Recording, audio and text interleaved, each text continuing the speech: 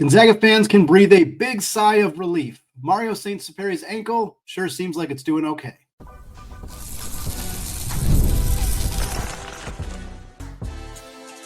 You are Locked On Zags, your daily podcast on the Gonzaga Bulldogs. Part of the Locked On Podcast Network, your team every day. What is going on, y'all? Happy Monday and welcome into the Locked On Zags podcast, part of the Locked On Podcast Network, your team every day. I'm your host and longtime Gonzaga podcaster, Andy Patton, here to bring you news and updates on all things Zag athletics. Today's episode is brought to you by FanDuel. Folks, football season, it is just around the corner. In fact, it already started. Week 0 happened, and you can visit the FanDuel app today and start planning your futures bets now.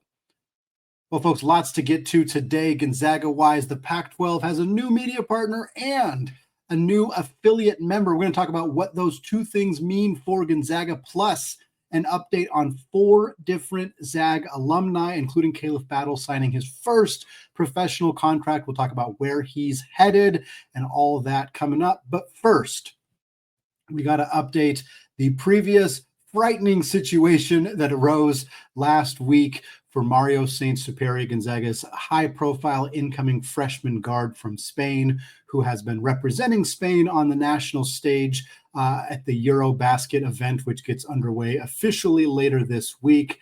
Last week, Mario suffered an ankle injury during an exhibition game against France, and it looked pretty bad. If any of you saw the clips, and it was posted on social media by a handful of places, Theo Lawson of the Spokesman Review posted it. I think the slipper still fits, and Stephen Carr and a few other spots posted the clip, and it was a little scary because Saint-Supery went down. He grabbed at his right ankle. He got carried off the floor without putting any weight on his ankle, and then we didn't hear anything for like a whole week.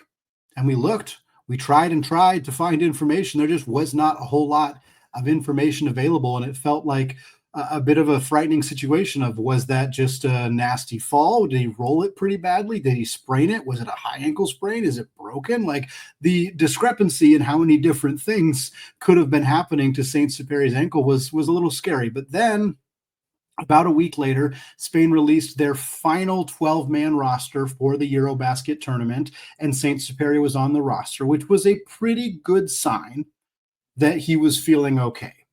It was at least a sign that the worst case scenario, which was like a shattered ankle or a high ankle sprain that was going to take him out of action for 6 weeks to 2 months, it was pretty clear that that had not happened, because otherwise he would have been replaced on the roster. With these tight 12-man rosters and pretty quick turnarounds for games, you can't afford to roster a player in this event who's not going to be able to contribute for pretty much the entire time. So once Mario was listed on that 12-man final roster for Spain, it was pretty clear that he's probably doing okay.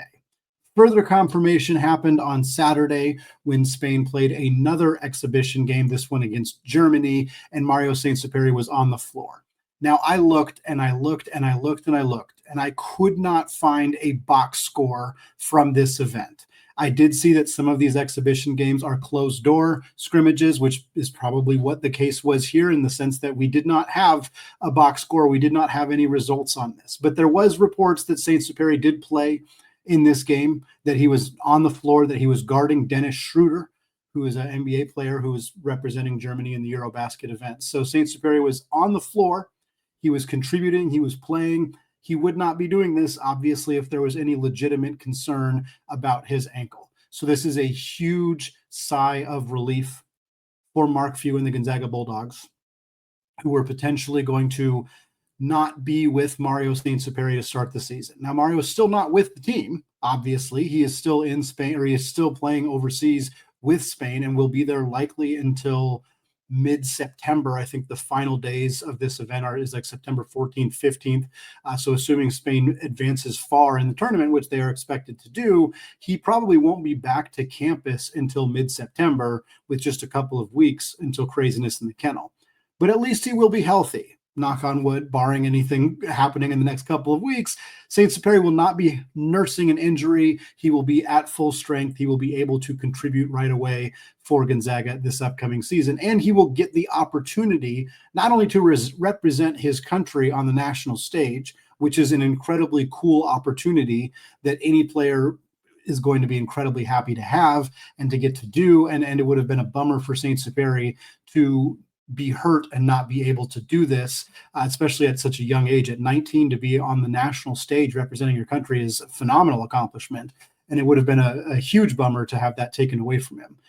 For Spain, they have they're in a relatively easy group for the EuroBasket qualifiers, but still some very tough teams that they're going to end up playing. Their schedule as of right now, their first game, official game, no longer playing the exhibitions or the friendlies.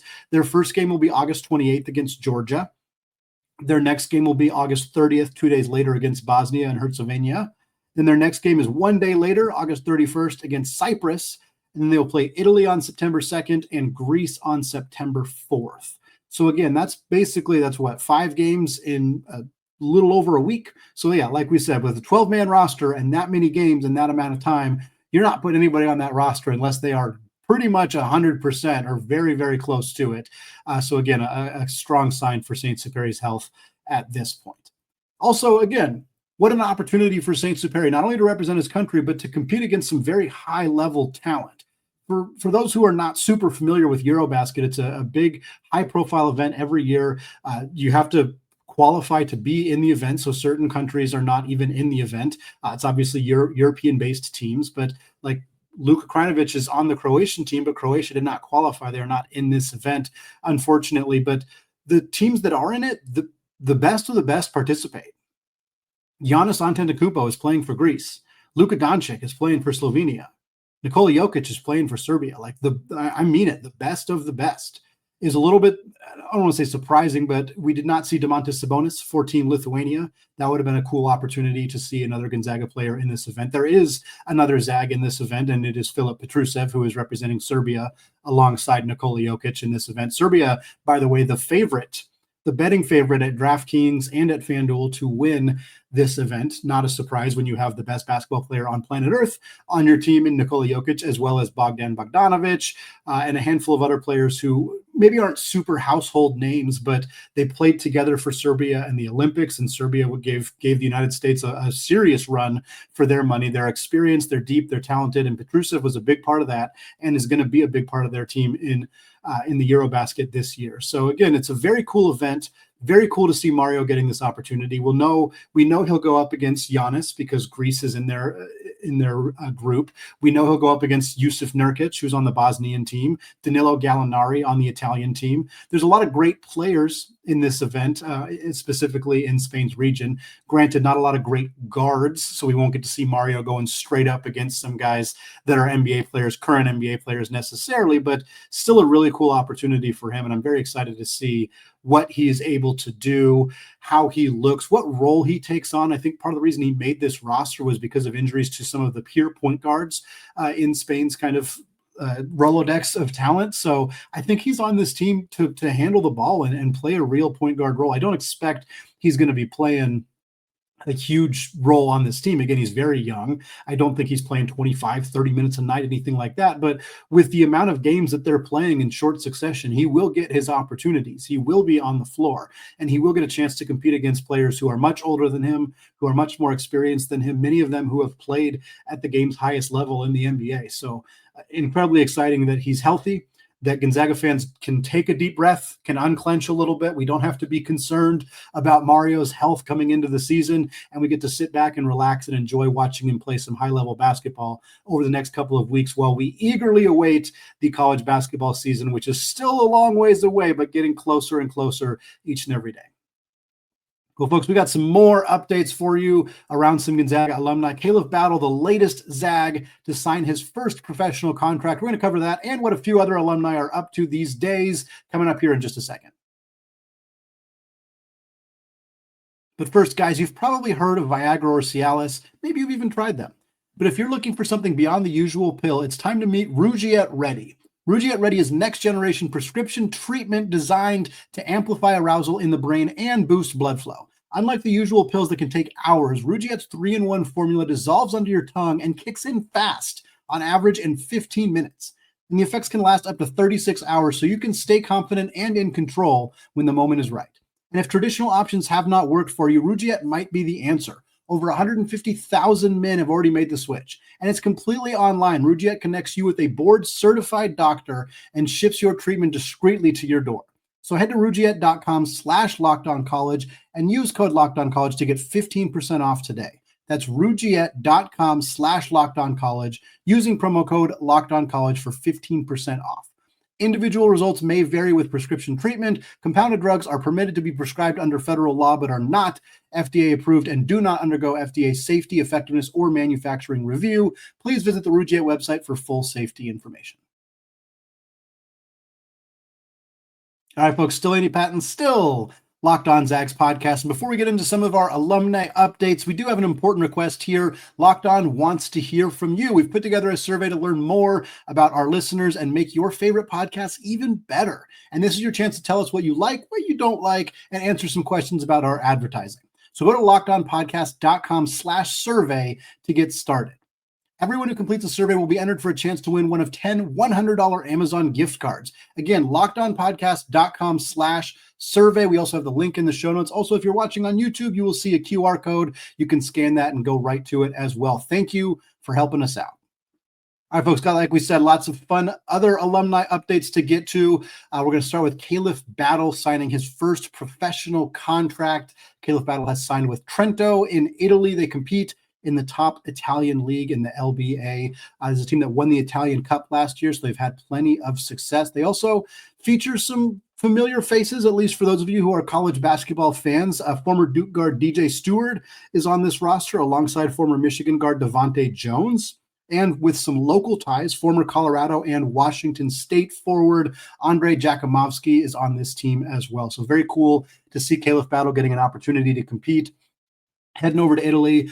Italy's always been kind of one of the premier basketball places to play outside of the United States. If you're going over to Europe, the spread between like the good European clubs and then the lower level European clubs is just staggering. Like if you sign with an NBA team, whether you're signing with the worst or the best NBA team, you are still playing in the NBA. The difference between signing with like, you know, a team like Zalgiris in Lithuania or Olympiakos or some of those like super high level teams that like Kevin Pangos and Nigel Williams-Goss and guys like that have played for, versus some of the lower level teams that are, you know, the resources are not there. The quality of talent is not there. The fan base is not there. Like it's just there's thousands, hundreds of teams over there. And so the spread is wild, but Italy is typically, the top Italian league is typically one of the best. And this is a club that has had a lot of success over there. They have, again, high-profile Americans on the roster. They have some really, really great Italian players on the team as well. So it's very cool to see Khalif getting that opportunity. We're not surprised anytime a player gets, you know, has a serious look from NBA teams and then goes overseas, they're probably going to play at a pretty high level. And that's the case here for Battle, playing for this Trento club in Italy. He is the third of Gonzaga's 4 seniors from last year's team to sign a new professional contract. Obviously joining Ryan Nembhard, who has signed a 2-way deal with the Dallas Mavericks, and then Ben Gregg, who signed a contract with SIG Strasbourg in France. Nolan Hickman is the 4th and final player from that graduating class to not have signed a contract yet. We'll obviously keep an eye on that and hopefully have an update on where Nolan's heading to play for his next stop professionally in basketball. Next up, want to talk about Kyle Wiltjer. Kyle Wiltjer, and this is not EuroBasket, and it is a little confusing, but EuroBasket is about to start, as we talked about in the first segment with Mario Saint-Supery and Filip Petrusev in that event. AmeriCup is a similar event that is, instead of being in Europe, in the Americas. So Canada, there's a USA team. There's also teams in South America as well. And Kyle Wiltjer is on the Canadian team. He is the only former Gonzaga player on the Canadian team. And that's notable because pretty much every time Canada puts together a roster, it feels like there is at least one Zag on the roster. In the Olympics, they had Andrew Nembhard and Kelly Olynyk. We saw Yvonne Ejim represent them, not only in the Olympics, but also in Global Jam last week as well. And for this AmeriCup roster, Kyle Wiltjer is the Gonzaga representative. And Canada is 2-0. As I'm recording this right now, they have a game on Monday as well. And they have just absolutely demolished their opponents. Canada beat Venezuela in their first game 88-54, and then they beat Panama in their second game 99-49. When you beat a team 88-54, and it's not even the highest margin of victory that you got that weekend, that's a pretty good couple of days for Team Canada. Kyle Wiltjer looked great in both games. He had 12 points in 12 minutes in that game against Venezuela, shot 4 of 7. And then he had 13 points, 9 boards, and a pair of assists in 18 minutes against Panama. They will play Puerto Rico on Monday, win that game, and they will win their group and will have an opportunity to compete against the United States and some of the other teams going forward in that event. Huge congratulations to Wiltjer. Has had a prolific professional basketball career, has played in China, has played in Turkey, has played in Greece, has played in Italy, has played in the NBA. He played 14 games with the Houston Rockets his first year out of Gonzaga, played in the G League as well. It's been fantastic to see his career continue to go. Now a decade long since he left Gonzaga, and he's still playing pro ball at a super high level and getting a chance to wear his country's name on his chest, which is always an incredible feeling, I imagine. So big shout out to Kyle Wiltjer for that. Next up, we got another former Zag signing his first professional contract overseas, and that is Efton Reid. Efton Reid, who of course played just briefly at Gonzaga in his sophomore season, had hoped actually to return to college basketball. So he played 1 year at LSU, transferred to Gonzaga, played the 1 year at Gonzaga, but got beat out by Ben Gregg in the rotation and ultimately ended up averaging just 2 points in 4.5 minutes per game in 25 games in a Gonzaga uniform. So he understandably, after that season, hit the transfer portal again and landed at Wake Forest. But what happened, for those of you who might remember this, during that season, his first season at Wake Forest, like about a month into the year, was when they very suddenly changed the rules to allow players to immediately be eligible, even if you were a 2-time transfer. And I mean immediately, like the next day, Efton Reid played for Wake Forest. And so he played the rest of that season. He played his final season at Wake Forest. So he played 4 years, played 25 or more games all 4 years. But he entered the transfer portal after the season and intended to, and I don't know if he ever went through with the lawsuit, but there was a report that he was intending to pursue a lawsuit against the NCAA, saying that he deserves an extra year of eligibility because of the games that he missed to start his junior year before that rule was changed. I'm not surprised that he either did not go through with the lawsuit or it did not work. It was only a few games missed, and I don't think was a compelling enough reason. I also don't blame him for trying. He was not going to be an NBA player, and the amount of money that you can make in college basketball these days is so staggering that it's worth it to try to pursue that route to see if you can get an extra year of eligibility. But of course, somewhat understandably, it did not happen in the case of Efton Reid, and he instead graduates, moves on to his professional career, and signs a deal in Finland with Kobrat, which translates to Cobras. So he's playing for the Cobras in Finland.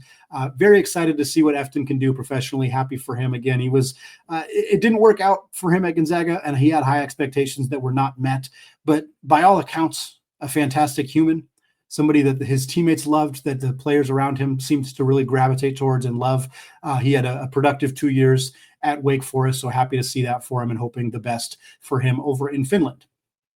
Last but not least, a fun update here. Jeremy Pargo played for the Big Three this year, which if you do not know, the Big Three is a 3-on-3 league started by Ice Cube that features tons of former very high-profile NBA players. And Jeremy Pargo made the All-Star team, and the All-Star game happened on Sunday, just a few hours ago as I'm recording this on Sunday afternoon.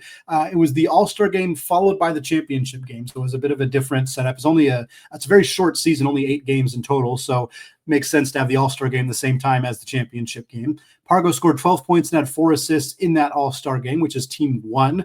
His team won thanks to the MVP performance of Dwight Howard, who had 23 points and 12 rebounds to win All-Star game MVP. Pargo played for the Detroit Amps in the regular season, again, the 8-game regular season, where he averaged about 11 points and 3.5 assists per game. He was second in the league in assists. And it's just a fun league. It's a fun thing. It was cool to see Jeremy Pargo out there, see former Zags playing in every level of basketball, basically, representing their countries, representing different leagues. It's just all sorts of fun stuff going on with these Gonzaga players. We mentioned Dwight Howard already, Mario Chalmers, Joe Johnson, Will Barton, Glenn Rice, Lance Stevenson, among many other players that if you follow the NBA at all, that you definitely are like, yeah, I've heard of that guy. I remember that guy. It's a league full of remember those guys. And Jeremy Pargo was chief among them, had a phenomenal little season with Detroit.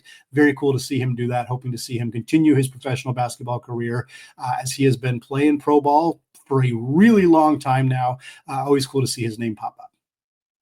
Well, folks, moving on, the Pac-12 added a Gonzaga-like program to the conference. And we're going to break down their latest move and another new media partner, what it means for Gonzaga, all that coming up in just a second. But first, folks, August 26th is officially FanDuel Futures Day, a brand new holiday for football fans who live for bold predictions and preseason hunches. For just 24 hours, FanDuel is giving you deals on NFL season predictions. Whether you're calling your MVP, eyeing a long shot division winner, or ready to crown your Super Bowl champ before week 1 even kicks off, this is your moment. So take a flyer on your MVP race. Me, I'm going with Joe Burrow. I think Joe Burrow, it's his year for Cincinnati. He's plus 600 according to FanDuel. However, not taking the Bengals to win it all, you got to give me the Lions. They were so close. I think this is the time.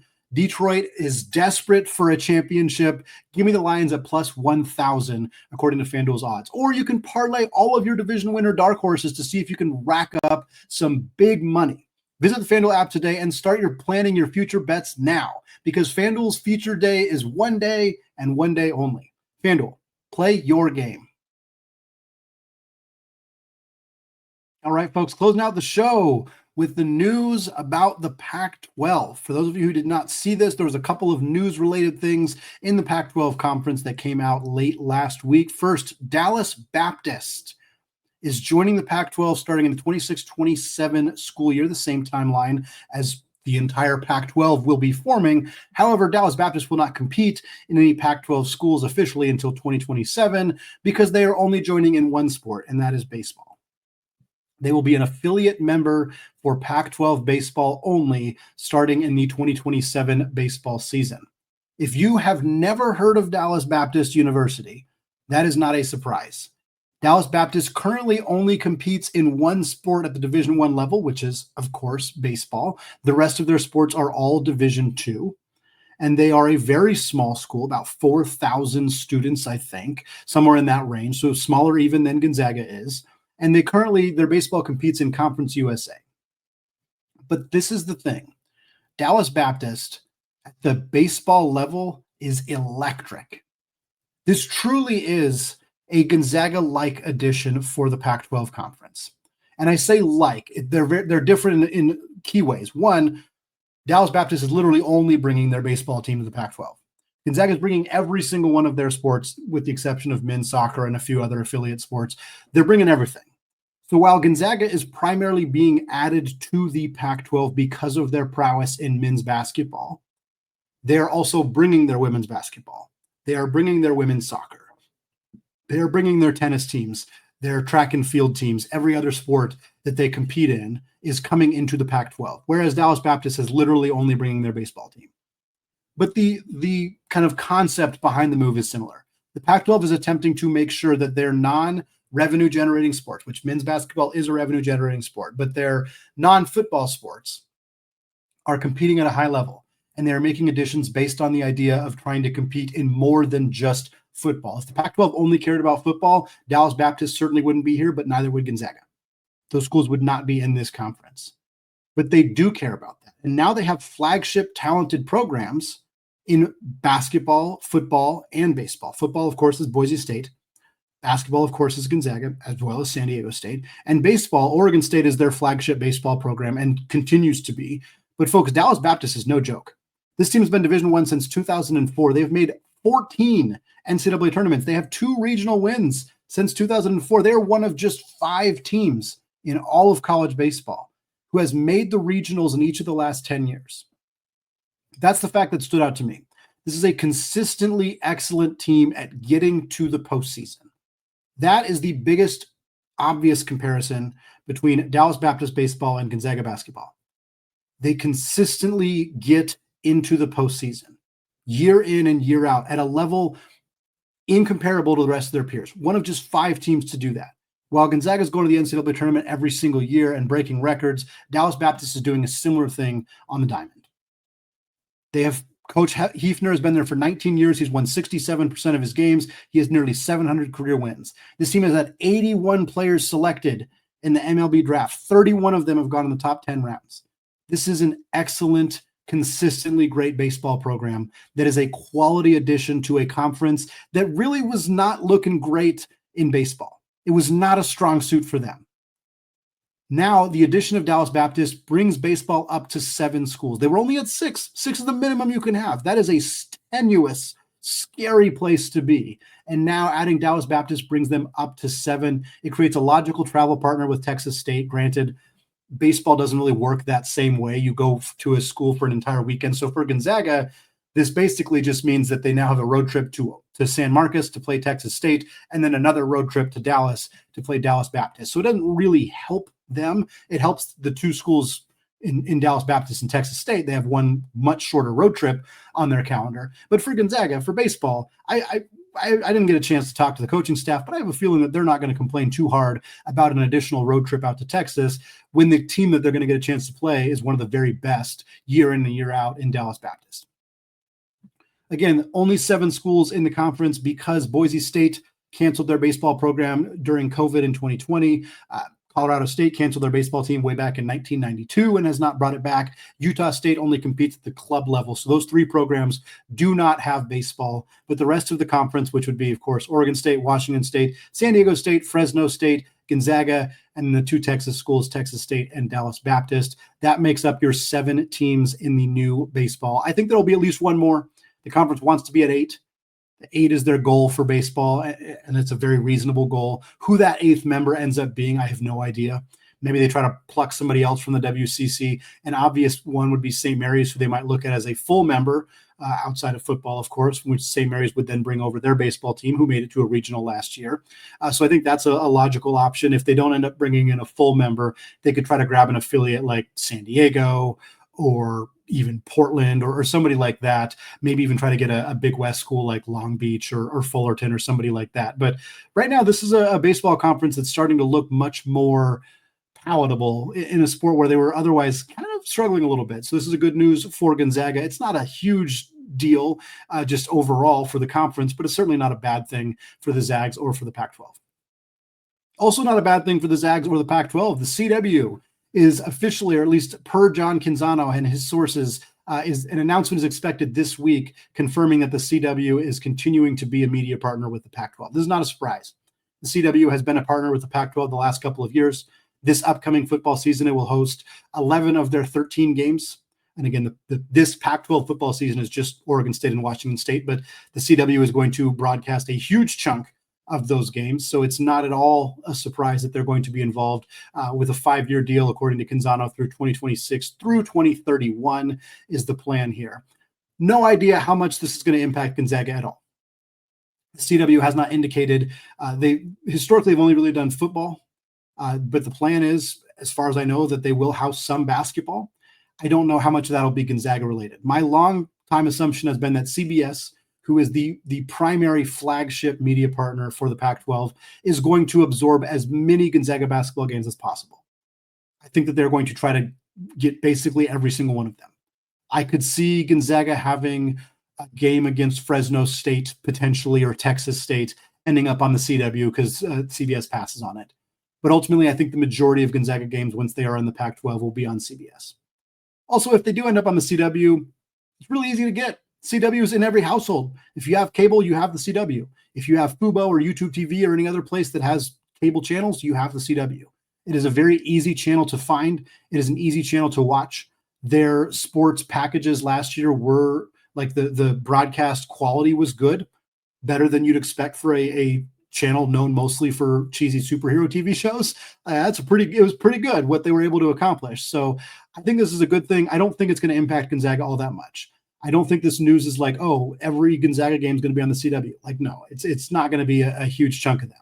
But there probably will be some. And it is notable that at least we are starting to see those dominoes falling for the Pac-12 and getting a sense of what this conference is going to look like when Gonzaga joins less than a year from now. Canzano also reports that there's going to be at least one, probably 2 more media partners, which has been consistent with his previous reporting, which has indicated that Warner Brothers Discovery, which is TNT, TBS, Max, True TV, all those channels, is in contact with the Pac-12's partner Octagon. And so that's a pretty good indication that these 2 sides are coming together on a deal. So I would expect that with TNT, TBS, Max will probably also be part of the media deal. And that changes the equation a little bit. If those channels are involved, they're going to want some Gonzaga games, which I think means that you'll see Gonzaga games split between CBS and Warner Brothers, less so on the CW side. Canzano also believes that ESPN Plus will end up housing the Pac-12's non-revenue generating sports, so women's basketball, baseball, soccer, which is consistent with what ESPN Plus has done with the WCC. So if you're used to using it to watch some of those non-revenue sports, that will probably be the case again, although it has not been confirmed by ESPN at this point. Folks, that's going to wrap it up for me today here in the Locked On Zags podcast. Thank you so much for making the show your first listen or your first watch of the day. We'll be back a couple more shows this week, keep you up to date on what's going on with Mario Saint-Supery. Hopefully have an update on Ty and Grant Foster's waiver, some more fun updates around this team as well. Thanks again, folks. Have a fantastic rest of your day. And of course, as always, go Zags.